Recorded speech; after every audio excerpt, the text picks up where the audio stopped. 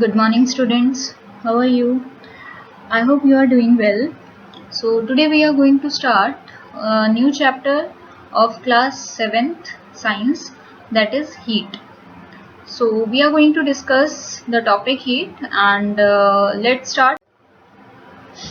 So, this is the first topic of this chapter, that is heat. So, let us discuss about it. So, heat is a form of energy flowing from one body of a matter to another spontaneously due to their temperature difference. Basically, what is heat? Heat is a kind of energy. Heat एक type की energy है जो एक body से दूसरी body में लगातार flow होती रहती है. और फ्लो क्यों होती है? क्योंकि उन दोनों बॉडी में जो टेम्परेचर डिफरेंस होता है उसकी वजह से. टेम्परेचर मीन्स तापमान का अंतर होता है, डिफरेंस अंतर. यस. तो अगर दो बॉडी के बीच में टेम्परेचर डिफरेंस होगा तो जो वाटर बॉडी है, ठीक है, जिसको हम कहेंगे कि इसकी हीट सबसे ज़्यादा है, उसमें से टेम्परेचर दूसरी लोअर टेम्परेचर वाली बॉडी में ट्रांसफर होगा. तो this is also characteristic. So characteristic के बारे में हम और अच्छे से देख लेते हैं कि heat always transfer from body of a higher temperature to the body of lower temperature और heat flow spontaneously from a hotter body to a cooler body. क्या होता है? हीट हमेशा उस बॉडी से फ्लो करेगी जिसका टेम्परेचर हाई होगा, ठीक है, और कहाँ तक फ्लो करेगी? जिस बॉडी का टेम्परेचर लो होगा. और ये लगातार ये ट्रांसफर होता रहता है जब तक उन दोनों बॉडी का टेम्परेचर इक्वलिटी में ना आ जाए, इक्वल ना आ जाए, ठीक है, उन दोनों का तापमान इक्वल ना हो, तब तक ये ट्रांसफर होता रहेगा. और ट्रांसफर कहाँ से कहाँ होगा? Hotter body to the cooler body. So the next topic is hot and cold. Hot and cold. Basically, what is hot and cold? तो नॉर्मल हम अपनी डेली लाइफ में कई सारी चीज़ों को लेकर ये समझते हैं कि ये वाली बॉडी हॉट है और ये वाली बॉडी कोल्ड है, ठीक है. हम ऐसा एज्यूम करके चलते हैं कि ये हॉट होगी और ये कोल्ड होगी, और हम इसको कैसे डिसाइड करते हैं? बाय टचिंग, ठीक है, टच करके, अपने सेंसेस का यूज करके. लेकिन कुछ ऑब्जेक्ट क्या होते हैं, दूसरे ऑब्जेक्ट से हॉटर होंगे और कुछ ऑब्जेक्ट दूसरे ऑब्जेक्ट से कोल्डर होते हैं. तो हम डिसाइड कैसे करें कि कौन सा ज़्यादा हॉट है, कौन सा ज़्यादा कोल्ड है? मतलब कभी कभी हम ना इसके ऊपर डिसाइड नहीं कर पाते हैं. तो नॉर्मली हम क्या कहते हैं कि भाई अपने सेंसेस के ऊपर हमें रिलाई नहीं होना चाहिए, क्योंकि सेंसेस क्या करेंगे? सेंसेस हमें धोखा दे सकते हैं. कैसे? अब आप समझिए, ग्राउंड वाटर जो होता है, ग्राउंड वाटर का टेम्परेचर हमेशा सेम रहता है, ठीक है. लेकिन जब हम विंटर्स में चेक करते हैं तो विंटर्स में हमें ऐसा लगता है कि ग्राउंड वाटर का टेम्परेचर जो है वो वार्म है, ठीक है. नॉर्मल जो हम टैंक्स में जो वाटर रहता है स्टोर होके, वो ज़्यादा कोल्ड होता है, और जो ग्राउंड वाटर है, ठीक है, वो क्या है?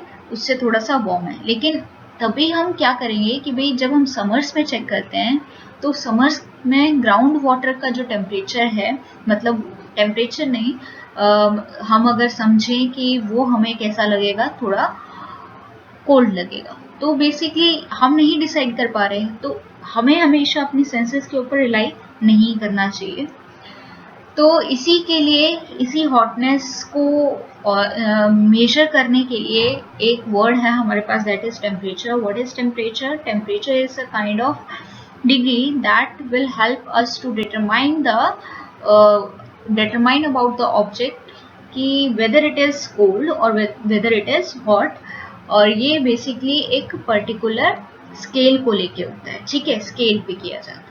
When we add heat to body, जब हम किसी बॉडी में हीट को ऐड करते हैं तो नॉर्मली क्या होता है, उस बॉडी के जो पार्टिकल्स होंगे, ठीक है, एक कोई भी बॉडी होती है वो छोटे छोटे पार्टिकल से बनी होती है, तो उस बॉडी के जो पार्टिकल्स हैं वो बहुत ज़्यादा मोशन में आ जाएंगे, मूव करने लग जाएंगे, ठीक है.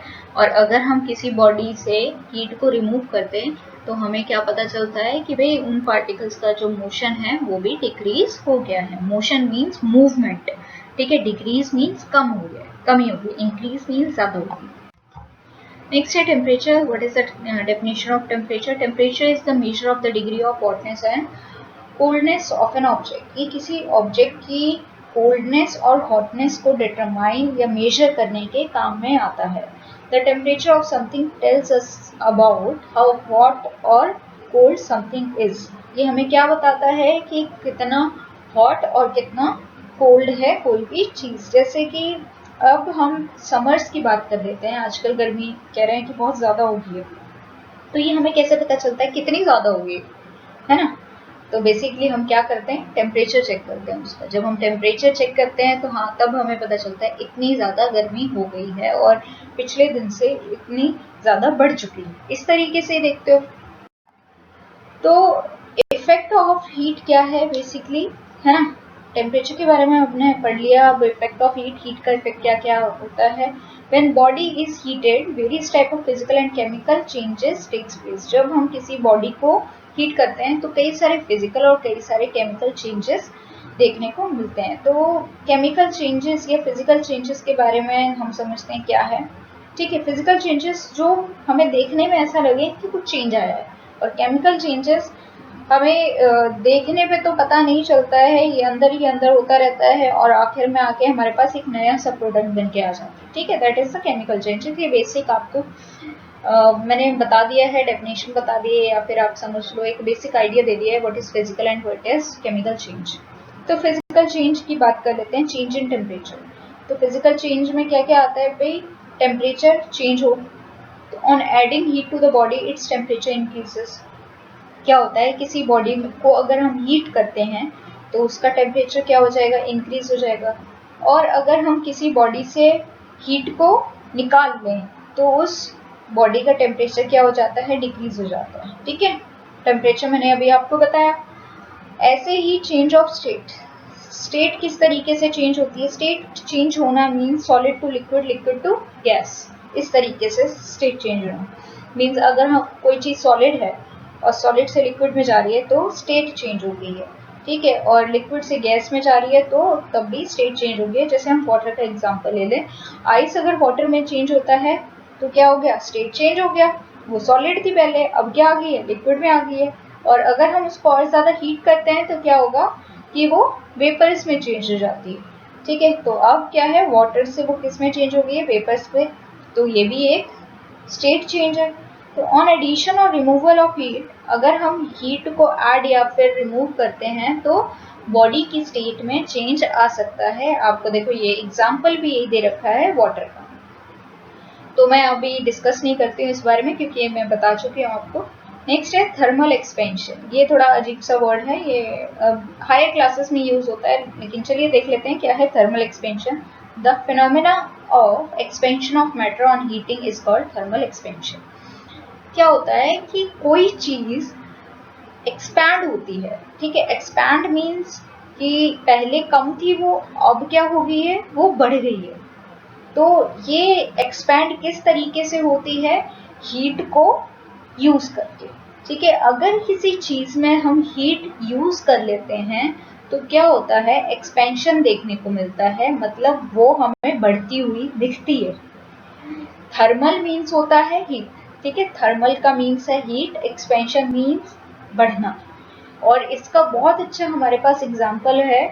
कौन सा एग्जाम्पल है, जैसे अगर हम किसी चीज को हीट करते हैं, नॉर्मली वाटर ले लो, हीट कर रहे हैं तो भाई वाटर पहले तो एक बेसिकली एक वेसल में था, लेकिन अब जब हम इसको हीट कर रहे हैं तो ये वेसल से बाहर जा रहा है, मतलब ये अपना एरिया देखो कितना कवर कर रहा है। तो this is expansion also.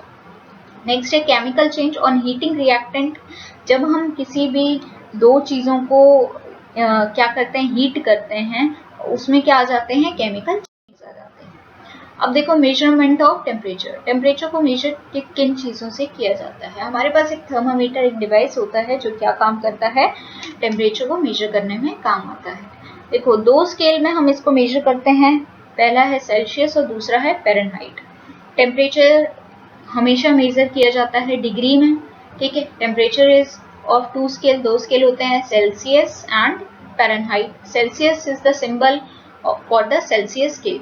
Celsius जो सिंबल है वो बेसिकली यूज होता है सेल्सियस स्केल के लिए। ठीक है, और फ़ारेनहाइट स्केल के लिए। फ़ारेनहाइट स्केल जो मोस्ट पॉपुलर है इन यूनाइटेड स्टेट्स में, यूनाइटेड स्टेट्स में बहुत पॉपुलर, और सेल्सियस स्केल बहुत यूज होता है कनाडा, मतलब मोस्टली हर जगह ही यूज होता है फ़ारेनहाइट और सेल्सियस स्केल। ये तो बस लिखने के लिए हैं।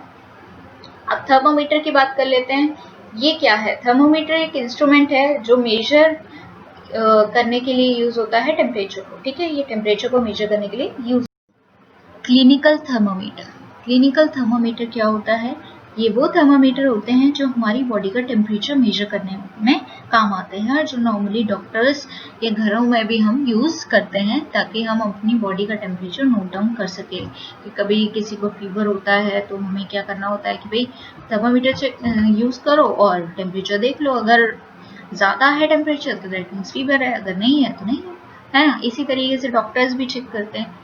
तो थर्मामीटर की बहुत सारी चीज़ें खासियत होती है। देखो बोर, ये आपको दिख रहा होगा, ये लिखा हुआ है। देन कंस्ट्रक्शन जिसको हम किंक भी बोलते हैं, और बल्ब। बल्ब में क्या होता है? मरकरी होता है।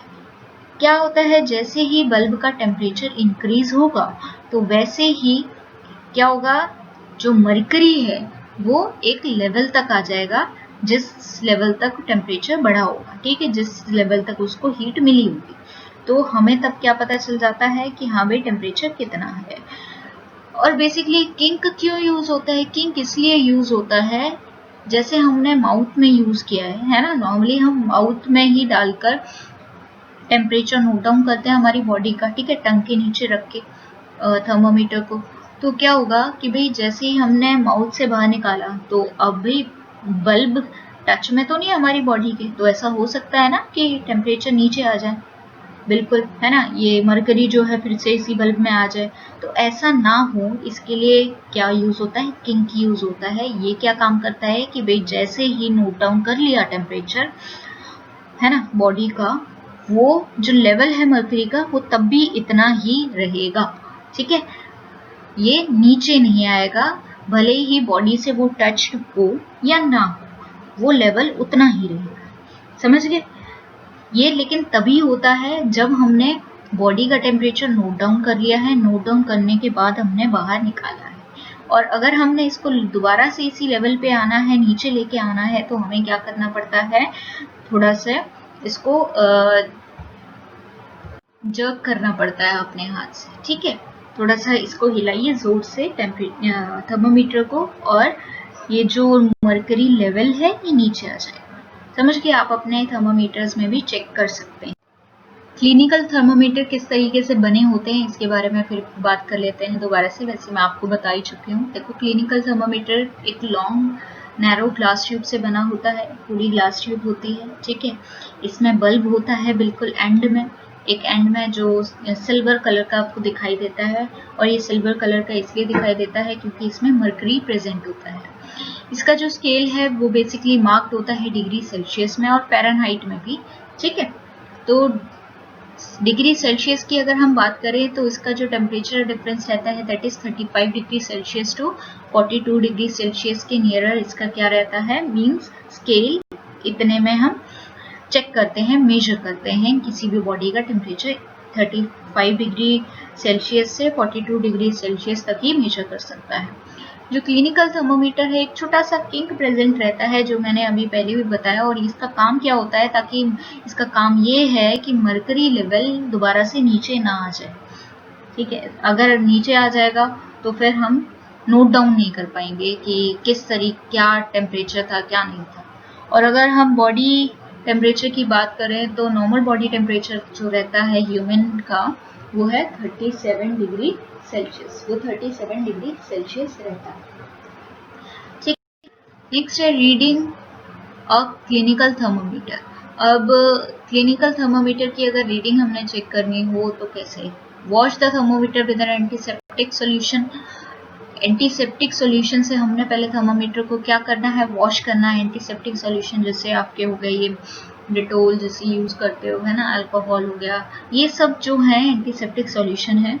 आपने होल्ड करके रखना है इसको आराम से, और कुछ जर्क्स देने हैं, ठीक है, अच्छे से जर्क्स देने, मतलब इसको हिलाना है जोर से, ताकि जो लेवल है मरकरी का वो बिल्कुल नीचे आ जाए, 35 डिग्री सेल्सियस से बिल्कुल नीचे आ जाए, ताकि हम पता कर सके कि कितना टेम्परेचर है बॉडी का। समझ गए? अगर नीचे नहीं आएगा तो फिर वो क्या करेगा, वो उस जो पहले हमने मेजर किया होगा ना किसी बॉडी का टेम्परेचर, वो उसी को दिखाता रहेगा। Then place the bulb of the thermometer under your tongue, आपने अपनी टंग के नीचे थर्मोमीटर के बल्ब को रखना है ऐसा, ठीक है। आफ्टर 1 मिनट और 1 मिनट बाद हमने उसको निकाल कर फिर टेम्परेचर नोट डाउन करना है, देखना है कि कितना टेम्परेचर आया है। अब आ गया है डिजिटल थर्मोमीटर। डिजिटल थर्मोमीटर क्या है? इसको इलेक्ट्रॉनिक थर्मोमीटर्स भी बोलते हैं। ये प्रेफर किए जाते हैं कन्वेंशनल थर्मोमीटर के ओवर। क्यों प्रेफर किए जाते हैं ज़्यादा? क्योंकि एक तो इसमें ना रीडिंग लेना बड़ा आसान होता है। एलसीडी स्क्रीन होती है, आपने माउथ में यूज़ किया और इसके बाद रीडिंग आपको एलसीडी स्क्रीन में आराम से दिख जाती है और साफ दिख जाती है। क्योंकि कन्वेंशनल थर्मोमीटर में क्या होता है ना, हमें रीडिंग को चेक करना पड़ता है थोड़ा सा मूव करके। कभी कभी क्या होता है हमें दिखता भी नहीं है आराम से, मतलब थोड़ा सा ट्रिकी होता है उसमें टेम्परेचर चेक करना। लेकिन इनमें क्या है, एलसीडी स्क्रीन में साफ साफ दिखता है कि क्या टेम्परेचर है हमारी बॉडी का, तो हमें सामने दिख जाता है। और सबसे इम्पॉर्टेंट चीज़ है मरकरी फ्री होते हैं इसमें ना, मरकरी प्रेजेंट नहीं होता है। अगर देखो क्या होता है, मरकरी या बल्ब की हम बात करें, अगर बल्ब टूट जाता है तो बेटा मरकरी बहुत इंजूरियस होता है हमारी हेल्थ के लिए, बिल्कुल अच्छा नहीं होता है। और कई मतलब काफ़ी ऐसे केसेस होते हैं कि भाई मरकरी क्या है, माउथ में टूट गया है, तो इससे हमारी हेल्थ को बहुत ज़्यादा डैमेज हो सकता है। इसलिए मरकरी फ्री थर्मोमीटर बाद में आए हैं, ठीक है, जिनको हम डिजिटल थर्मोमीटर